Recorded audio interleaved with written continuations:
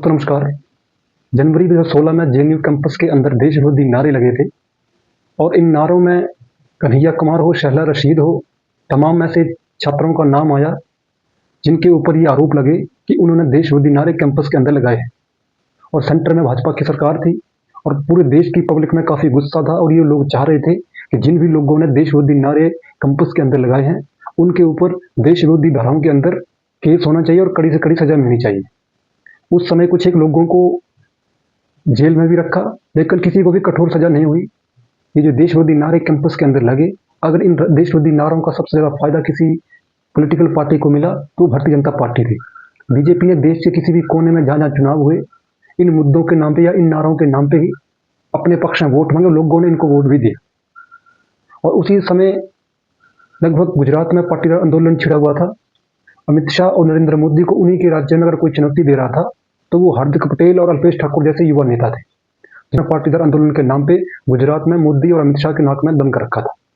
और उस समय गुजरात में भी बीजेपी सरकार थी, सेंट्रल में भी भाजपा सरकार थी। तो उस समय हार्दिक पटेल और उनके जैसे जो युवा नेता गुजरात में थे, उनके ऊपर भी भाजपा ने विरोधी धाराओं में केस दर्ज कर दिए। और हम सभी लोग ये जानते हैं, पार्टी या विपक्ष की जितनी भी पार्टी हैं वो भाजपा के ऊपर ये आरोप लगाती हैं कि बीजेपी एक वॉशिंग मशीन पार्टी है। इस पार्टी में जिन लोगों ने भ्रष्टाचार किया है, जिन लोगों ने अपराध किया है, जिन लोगों ने कोई गलत काम किया है, अगर वो इस पार्टी में चला जाता है तो उनके जो पाप हैं वो माफ़ हो जाते हैं और वो पाक साफ हो जाते हैं। और दोस्तों हुआ भी यही। शहला रशीद तो जेएनयू में 2015 में छात्र संघ की उपाध्यक्ष थी। जनवरी 2016 में जो देश विरोधी नारे जेएनयू में लगे उसमें एक प्रमुख चेहरा थी शहला रशीद, जो उस समय छात्र संघ की उपाध्यक्ष भी थी। शहला रशीद जो उस समय जो देश विरोधी नारे जेएनयू कैंपस के अंदर लगे उनमें से एक प्रमुख चेहरा थी। वो लगातार मोदी सरकार को या मोदी गवर्नमेंट को लगातार क्रिटिसाइज कर रही थी हर एक मुद्दे पे, चाहे वो सीसी का मुद्दा हो, एनआरसी का मुद्दा हो। बड़े बड़े प्रोटेस्ट में वो शामिल हुई और भाजपा सरकार की आलोचना हमेशा करती रही है। और हार्दिक पटेल का भी वही था, मोदी सरकार को या गुजरात की जो स्टेट गवर्नमेंट है उसको वो समय समय पर उनकी आलोचना करते रहे। लेकिन तो टाइम बदला, हार्दिक पटेल ने भाजपा ज्वाइन कर ली और उसके बाद शहला रशीद भी भाजपा सरकार की फैन हो गई। इन दोनों के ऊपर एंटी नेशनल एक्टिविटी में शामिल होने के आरोप इनके दोनों के ऊपर लगे थे।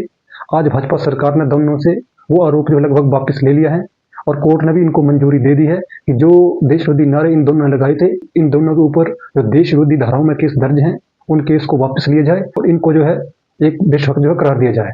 कांग्रेस पार्टी हो या विपक्षी जितनी भी पार्टी हैं, उनका ये कहना है कि अगर कोई भी नेता अगर सबसे ज़्यादा भ्रष्टाचार करता है, अगर सबसे ज़्यादा उनके ऊपर किसी चीज़ को लेकर आरोप लगे हैं, अगर वो जेल में रहा है, अगर बीजेपी उसको देश विरोधी या भ्रष्टाचारी कहती है, अगर उसी समय वो नेता भाजपा ज्वाइन कर लेता है तो उसके सारे कारनामे या सारे पाप जो है माफ़ हो जाते हैं। इन दोनों के ऊपर जो केस वापस हुए हैं, जो देश विरोधी केस वापस हुए हैं, ये इसका सबसे ताज़ा उदाहरण है। अगर जो भाजपा सरकार की तारीफ करेगा, जो उनकी तारीफ में कसीदे पड़ेगा, उनके ऊपर कोई आरोप नहीं लगेगा और उनको जो बाइज्जत बरी किया जाएगा। और यही जो है, ये जो केस वापस हुए हैं, ये भाजपा की वॉशिंग मशीन का जो विपक्षी नारा देते हैं, ये आज मुझे लगता है कि एक बार फिर से साबित हुआ है। और इस वक्त जिनके ऊपर देश विरोधी नारे लगे थे वो हार्दिक पटेल गुजरात में भाजपा के एमएलए हैं, और शहला रशीद जिनके ऊपर दिल्ली में देश विरोधी नारे लगाने का आरोप लगा था, वो फिलहाल जम्मू कश्मीर की यूनिवर्सिटी में एज ए प्रोफेसर बच्चों को पढ़ा रही हैं। वो क्या पढ़ा रही हैं ये भाजपा जानती है और भाजपा के जो है कार्यकर्ता जानते हैं।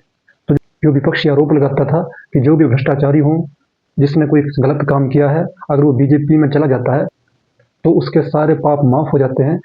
आज मुझे लगता है कि ये इन दोनों के ऊपर जो देश विरोधी नारे लगाने के चार्जेस लगे थे उसको वापस लेके ये बात भाजपा ने जो है साबित कर दी है। तो चैनल पे नए हैं तो चैनल को सब्सक्राइब कर दें, वीडियो को लाइक एंड शेयर कर दें। मिलते हैं नेक्स्ट वीडियो में, तब तक के लिए आपका बहुत बहुत धन्यवाद। नमस्कार।